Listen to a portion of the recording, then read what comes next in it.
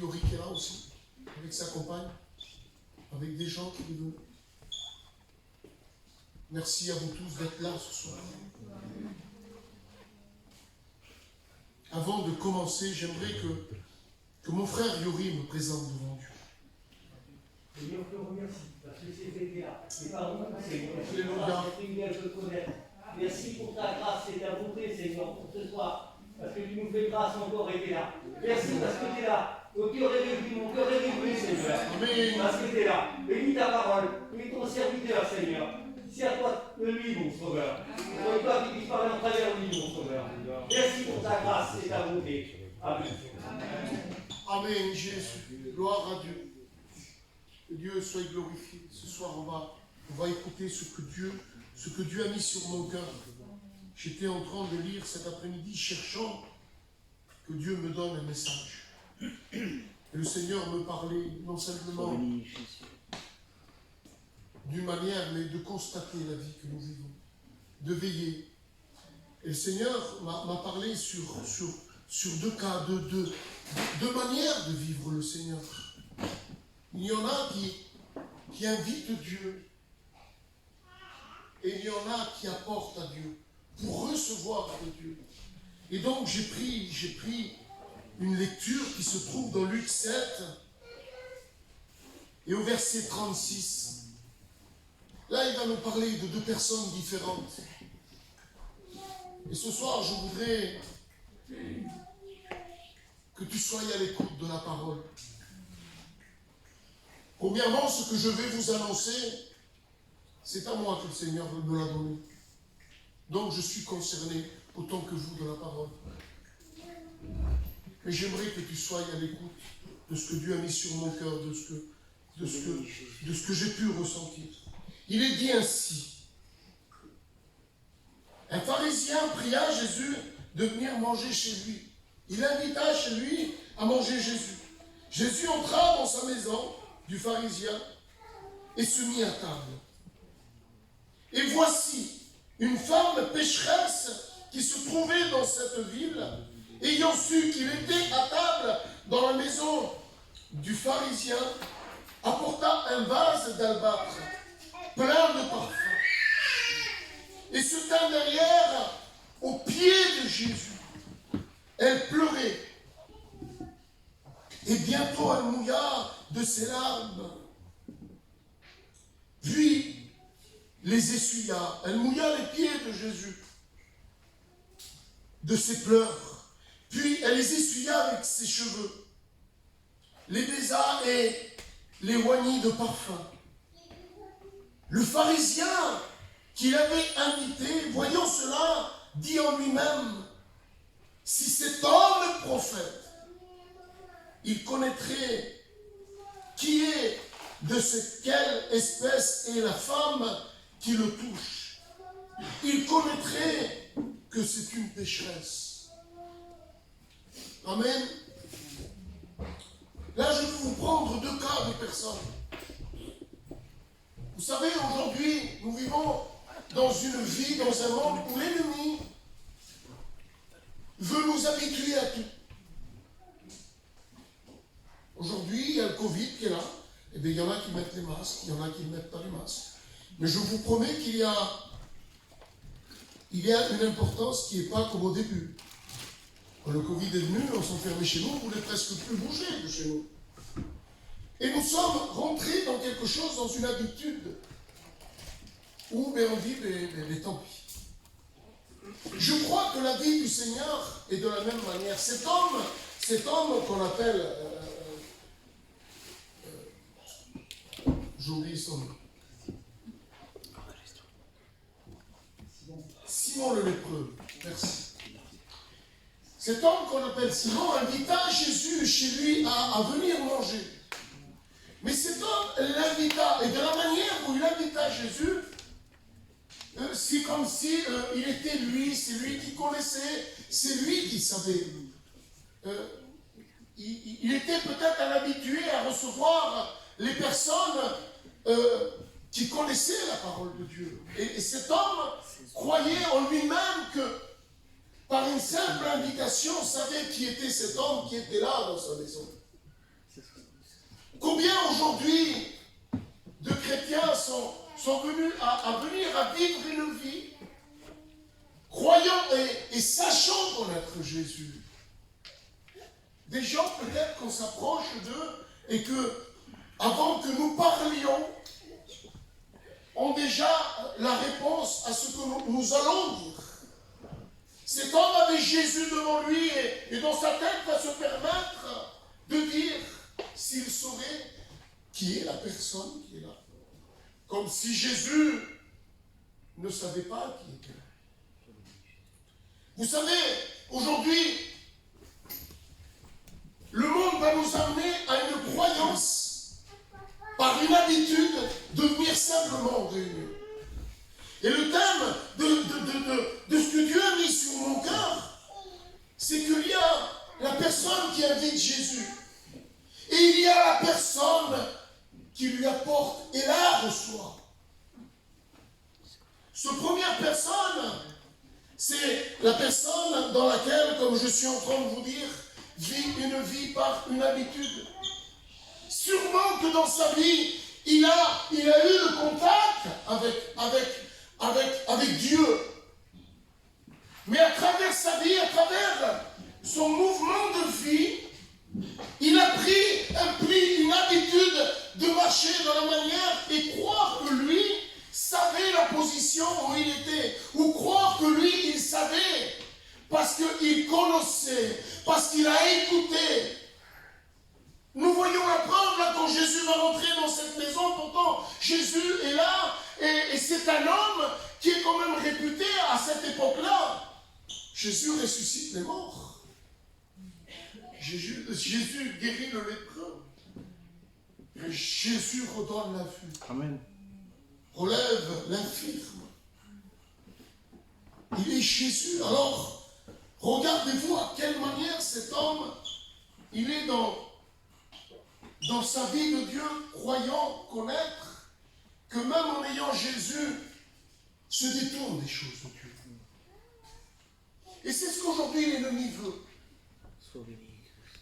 L'ennemi, ce qu'il veut aujourd'hui, c'est nous habituer à marcher selon ce que nous avons reçu. La parole de Dieu dit, rappelle-toi d'où je t'ai sorti. Rappelle-toi qui tu étais. Rappelle-toi ce que tu es devenu aujourd'hui. Mais rappelle-toi aussi de quelle manière, avant, tu aimais les choses de Dieu. Et de quelle manière, aujourd'hui, tu es resté stagné sur quelque chose. La parole de Dieu nous enseigne de quelle manière il faut marcher. La parole de Dieu nous enseigne de quelle manière il faut l'attendre. Et là, le Seigneur nous dit ainsi. Je ne vais pas être long ce soir. Je vais juste vous citer quelques textes. Mais je veux que vous saviez que vous sachiez que ce n'est pas par une simple invitation que nous connaissons Jésus. Sûrement que Jésus, tu l'as invité un jour chez toi. J'ai appelé moi des pasteurs chez moi. Et ils sont venus manger, on a invité, on s'est invité des pasteurs chez nous, ils sont venus. Des hommes de Dieu. Ils sont simplement arrêtés chez moi, ils sont simplement venus déjeuner ou souper chez moi. Mais je ne les connais pas. Et il y a beaucoup de monde qu'aujourd'hui, ils ont eu le toucher de Jésus parce que Jésus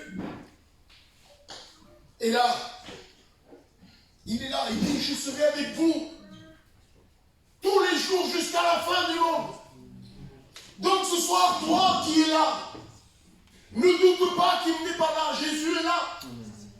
La porte est encore ouverte. Lui, il use de patience. Pour toi qui t'es converti il y a 30 ans, pour toi qui t'es converti aujourd'hui. Lui, ce qu'il veut, c'est que tu restes ferme. Il dit, je suis le chemin, la vérité, c'est la vie. Amen. Et nul ne vient au Père que par moi. Amen. Mais pour venir où moi je suis, il faut que tu restes sur ce chemin que moi je te dis que je suis. Si tu t'éloignes du chemin et crois vivre une vie de Dieu hors du chemin, le Seigneur nous parle à travers sa parole.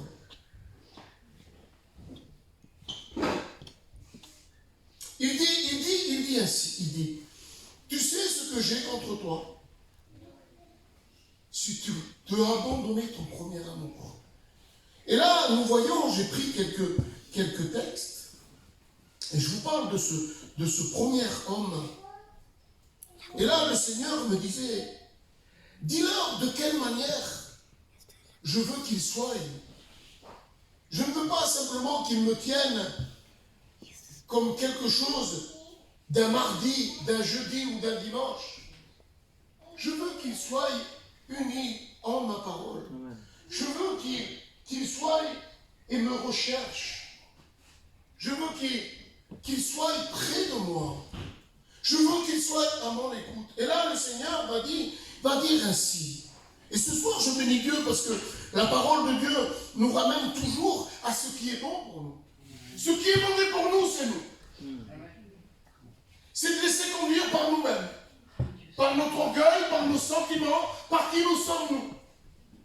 C'est ce qui est mauvais. Mais le Seigneur, même dans ses reprimandes, ce qu'il veut, c'est que nous soyons sauvés. Amen. Et ce soir, nous devons être contents d'être là et d'écouter ce que Dieu dit dans sa parole. Amen. Vous dites pas Amen à cela. Amen. Que Dieu soit béni. C'est une grâce de Dieu. Et le Seigneur va dire ainsi, dans l'Apocalypse, au chapitre 2, au verset 4, il dit ainsi. Il dit, mais ce que j'ai contre toi, c'est que tu as abandonné ton premier amour.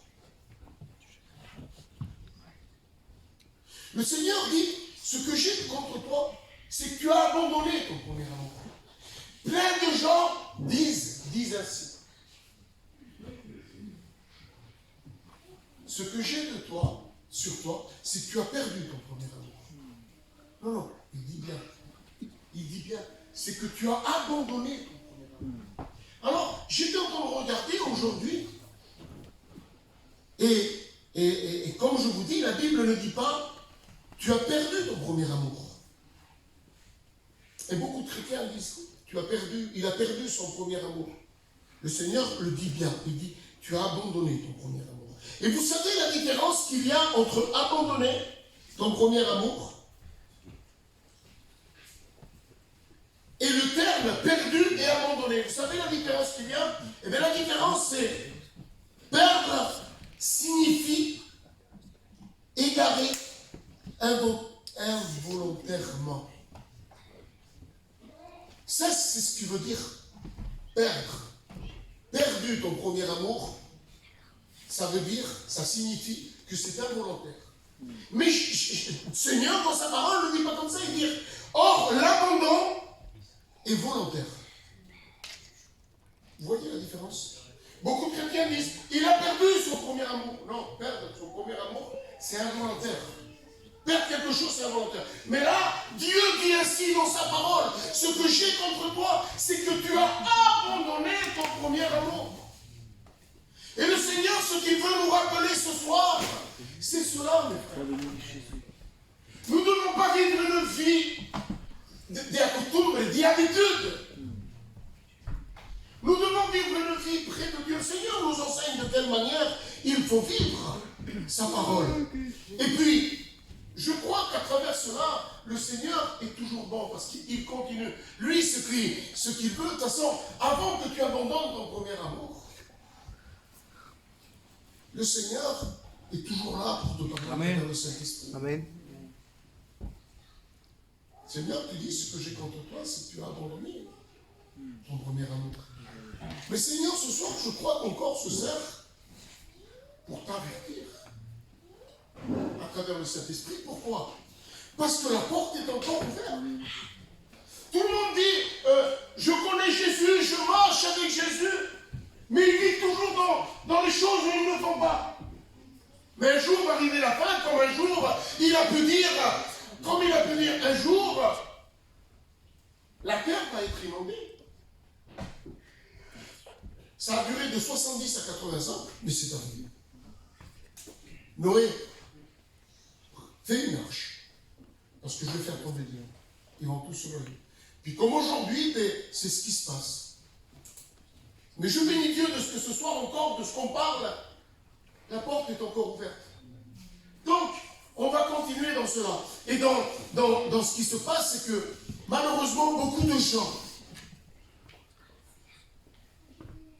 veulent de Dieu, mais ne font pas sa volonté. Comment ils ne font pas de sa volonté? Mais je vais vous expliquer de quelle manière ça se passe, de quelle manière j'ai cherché, j'ai trouvé, j'ai constaté. C'est qu'ils n'ont plus soif. Ils n'ont plus d'appétit pour les choses de Dieu. Ils ne se retrouvent plus avec les frères. Ils ne prennent plus le temps de rechercher la présence de Dieu. L'autre jour, moi-même, je me le disais. J'ai perdu du temps avec toi, Seigneur. C'est pour cela que le Seigneur me le rappelle.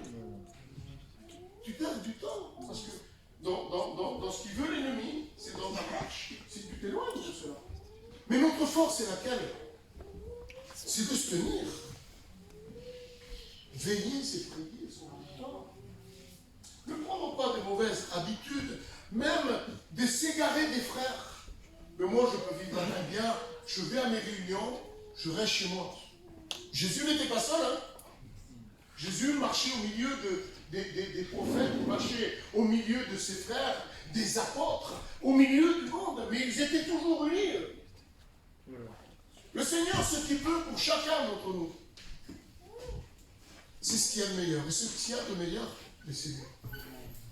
C'est de le chercher à lui. Et là, dans ce premier homme, je parle de telle manière, ça vient si vite de s'éloigner des choses de Dieu, sans se rendre compte. Vous savez, si le Seigneur vous mettrait quelque chose en grosse, on a une grosse, si le Seigneur, excusez-moi, si l'ennemi vous mettrait quelque chose de très important devant vous, vous-même vous direz, oh, cela ne vient pas de Dieu. Très vite, vous verrez que ça vient de l'ennemi.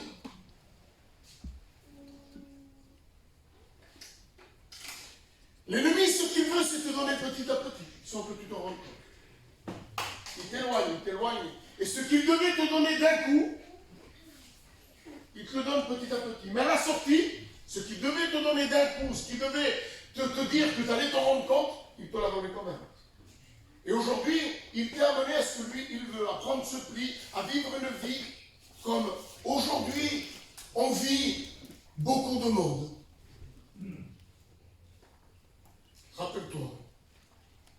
Rappelle-toi de ce que tu étais. C'est pour ça qu'il va nous rappeler, ça m'a fait plaisir ça, cet après-midi quand je lisais ça. Ce que j'ai contre toi, c'est que tu as abandonné ton premier amour. Et là, il m'a marqué en me disant que tu l'as abandonné. Et je le vois cela à travers le peuple de Dieu qu'ils ont abandonné. Ils ne l'ont pas simplement, comme j'ai noté tout à l'heure, ils n'ont pas simplement perdu. C'est pas par hasard. Ce qu'ils ont fait, c'est qu'ils l'ont abandonné. Et Jésus, le Seigneur, nous en parle dans sa parole. Mais ce que j'ai lu un peu plus loin, je vais le lire avec vous. Vous allez voir comment c'est bon pour nos vies. C'est le chapitre 2 et au verset 5. Là, ça m'a fait plaisir. Alors écoutez ça. Il dit ainsi.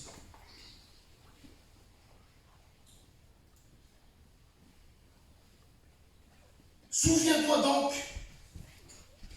d'où tu es tombé.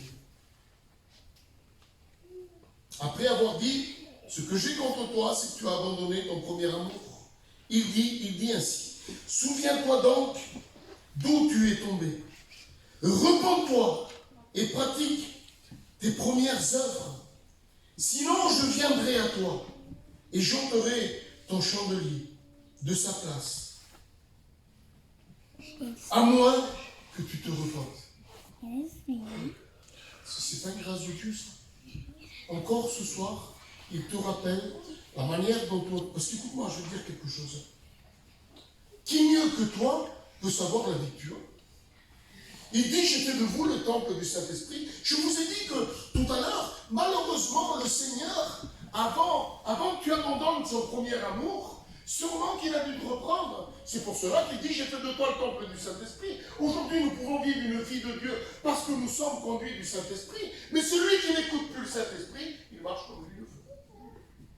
Alors ce soir, qui mieux que toi peut savoir la manière que tu vis?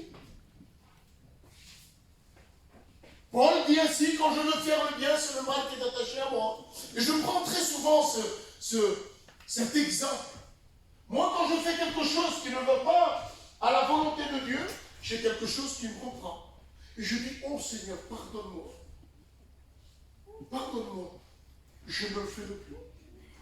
Donc, ce que je veux, c'est plus faire la volonté du mal. Ce que je veux, c'est faire la volonté de l'Esprit. Donc, la volonté de Dieu. Puisque je dis, Seigneur, je ne le referai plus. Même si je le refais, malheureusement, mais je serai toujours repris. Amen. Alors ce soir, toi qui es ici, de la manière où tu vis, moi je ne suis pas là pour te juger. Moi je dis ce que la parole me dit de dire. Toi qui es ici, comment tu vis ta vie? De quelle manière tu es? Tu n'es pas repris par le Saint-Esprit? Ou tu l'as laissé très très loin? Parce que quand il parle de cela, vous savez de qui il parle? Il parle d'une église. Hein? Il parle de l'église d'Éphèse. Donc, nous devons veiller avant d'abandonner ce que Dieu nous dit, de nous laisser conduire par le Saint-Esprit. Et là, je me réjouissais parce qu'il dit, ce qu'il faut que tu fasses, c'est simplement te repentir. Et Seigneur, il est difficile. Repens-toi, je t'aiderai. Ne te prends pas la tête de quelle manière tu vas faire. Souviens-toi quand tu étais dans le monde. Moi, je me souviens quand j'étais dans le monde. Moi, je ne pouvais rien faire. Mais un jour, j'ai été vrai de cœur. Et là, lui, il a pu faire ce qu'il fallait faire. Ce n'est pas par mes croyances ou par mes capacités. Non, c'est par sa grâce.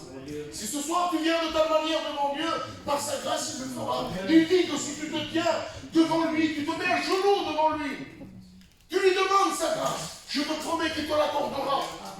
Parce qu'il est Jésus, il est Dieu pour te l'accorder. Ce soir, je voudrais que chacun d'entre nous réalisons les moments que Dieu nous donne. Amen. Il ne nous a pas dit l'heure ni le jour où il allait venir. Hein. Il peut venir à l'instant. On est en train d'annoncer la parole, il peut venir là. Alors, qui mieux que toi peut savoir de quelle manière tu vis, de quelle manière tu marches? Réalise ce que Dieu... C'est pas moi qui le dis ça. C'est le Seigneur qui le dit à travers sa parole. Le Seigneur me le transmet, me le fait vivre, et je te le transmets. Ce soir, tu dois faire attention. Ce soir, vous devez veiller. Même toi qui ne le connais pas, toi qui es ici. Jésus revient, il est à la porte. Amen. Tout nous le dit.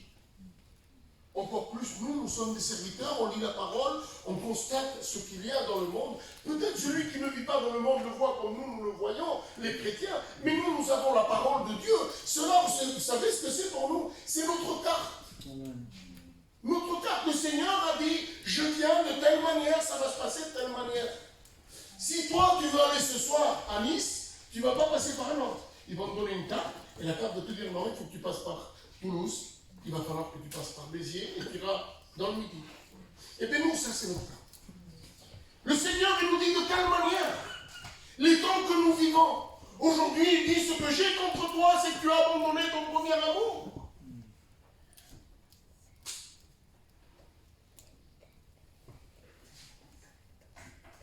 Au verset 5 du chapitre 2, il dit, mais reprends-toi. Recherche-le. Toi, à genoux. Fais-le, tu es là parce que tu as envie. Moi, je ne peux rien faire pour toi. La parole, le feu, c'est entre toi et lui. Comme je te dis, qui mieux que toi peut savoir ce qui se passe dans ta vie, de la manière où tu vis. Ça, c'est l'exemple que j'ai pu prendre pour celui qui invite Jésus. Une simple invitation. Mais j'aimerais aussi vous parler de cette deuxième personne, celle qui est venue là, qui est venue, qui s'est tenue à Jésus à ses pieds, qu'elle pleurait, qu'elle séchait les pieds de Jésus avec ses cheveux. Je veux aussi parler de cette personne. Et c'est de telle manière que le Seigneur nous veut. C'est de telle manière que le Seigneur il veut que nous venons. nous venons à ses pieds, le rechercher. Celui qui peut produire le miracle dans ta vie, c'est lui. Ce n'est pas moi qui prêche la parole de Dieu. Moi, je suis simplement un instrument. Une fois que j'aurai fini de dire ce que Dieu a mis sur mon cœur, la balle est de ton côté. C'est à toi de voir comment tu dois vivre. Moi, j'aurais juste fait ce que Dieu m'a dit. Ce soir, remets-toi à Dieu, parce que c'est entre toi et lui. Et là, cette deuxième personne, elle va venir devant Jésus. Elle va venir au pied de Jésus. Et elle va pleurer. Elle va se vider de ses larmes. Elle va prendre un parfum qui valait très cher à l'époque. Et là, elle va venir le verser sur Jésus. Je crois que cette femme était une femme qui devait connaître le monde, qui devait connaître ce que le monde t'offre. Je crois que cette femme devait être une femme qui a vécu pleinement comme elle voulait. Mais pleinement, elle a dû réaliser qu'à ce temps-là, il y avait Jésus. Comme au temps d'aujourd'hui, Jésus est encore là, parce que ce qui s'est fait il y a 2000 ans, aujourd'hui le fait encore Jésus. Amen. Je crois que cette femme a dû rentrer en elle-même, elle a dû se dire, Jésus se trouve dans la maison de Simon le lépreux. Je vais rentrer et je m'en fous de Simon. Je m'en fous des gens qu'il va y avoir. Moi, ce que je veux, c'est faire ta rencontre à toi. Moi, ce que je veux, c'est que toi, tu parles à mon cœur. Moi, ce que je veux, c'est que je te touche à toi. Moi, ce que je veux, c'est que toi, tu poses tes regards sur moi. Et ce soir, le Seigneur, c'est ce qu'il veut. C'est que tu viennes, toi. Que tu te tiennes devant lui, que tu le recherches. Et il t'accordera comme cette femme. Je te fais une deuxième lecture. Quand cette femme est venue devant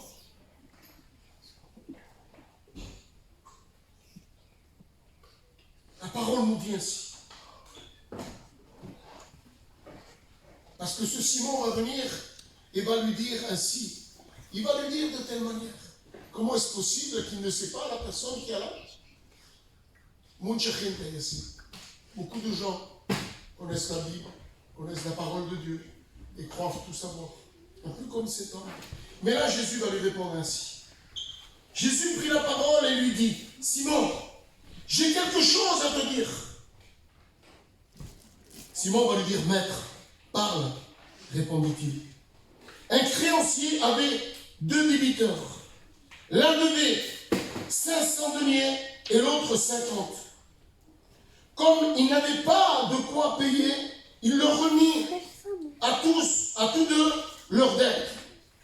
Lequel l'aimera le plus? Ça, c'est la question que va lui faire Jésus à Simon. Ce soir, je te la pose, moi, à toi. Si toi, tu dois 5 000 € à une personne et moi, j'en dois 50. Et celui à qui on lui donne l'argent lui dit, c'est bon, je vous fais grâce de cet argent. Qui serait qui aimera plus cet homme? Moi parce que je lui ai donné 50 € ou toi parce que tu en as donné 5 000? Je crois que tu l'aimeras plus toi, parce que 5 000 est une valeur plus grande que celle de 500. Et là Jésus va lui répondre ainsi.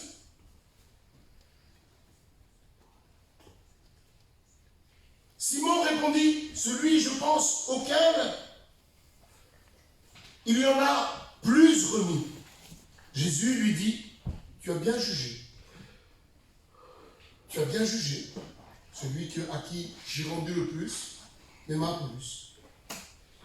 Puis se tournant vers la femme, il dit à Simon, vois-tu cette femme? Je suis rentré dans sa maison, dans ta maison, et tu ne m'as point donné d'eau pour me laver les pieds. Mais elle est là. Elle a mouillé ses larmes et a essuyé avec ses cheveux.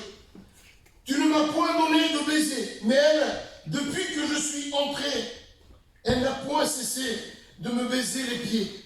Tu n'as point versé d'huile sur ma tête, mais elle a versé du parfum sur mes pieds. C'est pourquoi je te le dis. Ses nombreux péchés ont été pardonnés. Amen. Amen. Parce que le Seigneur, il veut de quelle manière tu viennes. Le Seigneur, il veut que tu viennes en pied. Il veut que tu te tiennes là afin que ses regards viennent sur toi. Le Seigneur ne veut pas que toi tu sois un habitué à connaître, à juger. Non, le Seigneur, il veut que tu viennes à lui. C'est pour cela qu'il donne ces exemples. Ces exemples nous servent pour aujourd'hui encore. On ne doit pas s'accoutumer à une marche avec le Seigneur. On ne doit pas s'habituer à une vie avec le Seigneur. Il faut qu'on se renouvelle chaque matin, comme lui le dit. Renaître de nouveau chaque matin. Rechercher la présence de Dieu chaque matin. On ne peut pas vivre une vie comme bon nous semble. Par des réunions, c'est pas vrai. Le Seigneur y revient. Mais dis-toi de quelle manière tu te tiens devant Dieu. De quelle manière tu le cherches. Seigneur, il veut que tu viennes de telle manière. Il met cet exemple à cet homme. Il dit, tu as beau à faire ce que tu veux, tu m'as invité, tu as fait ce que tu veux. Mais moi, ce que je veux, c'est ça. Moi, je veux que tu me recherches. Le psaume 84 dit ainsi. Psaume 84 et au verset 3. Écoutez bien. De quelle manière on doit venir au Seigneur. Mais tout ça, c'est quelque chose qu'on connaît. Pour ceux ou celles qui ne le connaissent pas, c'est de telle manière qu'il faut venir à Dieu. Il dit ainsi, mon âme soupire et languit auprès des parvis de l'Éternel. Mon cœur et ma chair poussent des cris vers le Dieu vivant. Heureux ceux qui se placent en toi leur appui. Lorsqu'ils traversent la vallée de Baca, Dieu la transforme dans un lieu plein de sources. Et la pluie la couvre aussi de bénédictions. Passe par où tu passes. Ta solution, c'est Jésus. Ne reste pas comme tu es. Le Seigneur te rappelle ce soir qu'il est celui que tu passes par la vallée de Baca. Il est celui qu'il fera jaillir ses torrents d'eau. La bénédiction te sera donnée. Mais si tu viens le chercher de la manière où cette femme est venue chercher. Nous vivons des temps derniers. Le Seigneur est à la porte. Juge toi-même de quelle manière tu vis. Juge toi-même qui mieux que toi, comme je te l'ai dit tout à l'heure, de quelle manière tu vis. Mieux que toi, personne ne peut savoir. Je prends encore un verset, puis on finira avec cela. La promesse s'adresse directement aux croyants qui s'efforcent sincèrement de vivre de manière pieusement et juste. C'est ce qu'il veut. On n'est pas parfait, il n'y en a aucun parfait, mes frères, mes soeurs, mes amis qui êtes là. Mais il faut que nous mettons ce pied devant Dieu. Le Saint-Esprit là pour nous rappeler. Parce que celui qui a abandonné le premier amour du Seigneur, le Seigneur a laissé le Saint-Esprit. Il a dû l'avertir. S'il parle de ça, il parle de l'église d'Éphèse. C'est que ça s'est produit. Qui sommes-nous pour pas que ça se produise?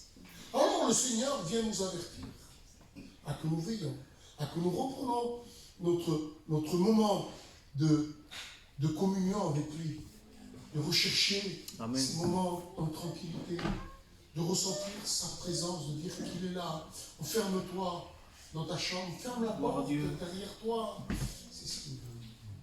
C'est ce qu'il veut pour chacun d'entre nous. Pas un plus que l'autre, on est tous égaux aux yeux de Dieu. Il dit ainsi dans Proverbe 3, il nous dit ainsi. Le Proverbe 3, c'est magnifique. Il dit, mon fils, n'oublie pas mes enseignements et que ton cœur garde mes préceptes, car ils prolongeront, écoute bien, les jours et les années de ta vie. Ils augmenteront la paix. Que la bonté et la fidélité ne t'abandonnent pas, lis-les à ton cou. Écris-les sur la table de ton cœur. Tu acquerras ainsi la grâce et une raison saine aux yeux de Dieu et des hommes. Confie-toi en l'Éternel de tout ton cœur. Ne t'appuie pas sur ta sagesse. Reconnais-le dans toutes tes voies. Il aplanira tes sentiers. Ne sois pas sage à tes propres yeux. Que Dieu soit béni, c'est ce qui se passe aujourd'hui. C'est que le monde nous amène à être sages à nos propres yeux, à penser par nous-mêmes. Et l'Esprit de Dieu nous rappelle de quelle manière il faut que nous soyons. Alors cet après-midi, le Seigneur, ce qu'il veut, c'est que nous revenions à la source. Amen. Nous souvenir de ce qu'il a fait dans nos vies, de ce qu'il a changé dans nos vies, de ce que nous étions avant, de ce que nous sommes devenus.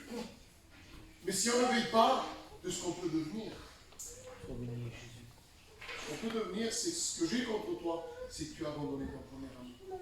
Donc le Seigneur nous met en garde dans cela. Et c'est ce que le Seigneur a mis sur mon cœur aujourd'hui.